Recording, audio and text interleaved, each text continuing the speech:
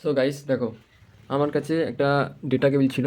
এই ডেটা কেবিলটা, ঠিক আছে, এই ডেটা কেবিলটা কী হয়েছে, এই ডেটা কেবিলটা এই জায়গাটা ইঁদুরে কেটে দিয়েছিল।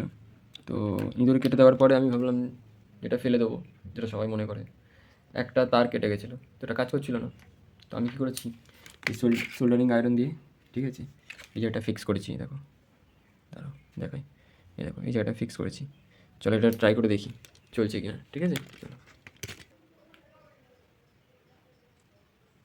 It's working. এই দেখো, চলছে। 29% চার্জ দেখাচ্ছে। এই দেখো চলছে, ঠিক আছে। ডেটা কেবিলটা কিন্তু এইটাই দেখো, এই ডেটা কেবিলটা এখান দিয়ে বেরিয়েছে। এই এই এই দেখো, এখানে কিন্তু সেই আমি সোল্ডারিং আয়রন যেটা করেছি সেই টুকরোটা আছে। ওই ডেটা কেবিলটা দিয়েই কিন্তু চার্জ হচ্ছে। এই দেখো, 29% চার্জ।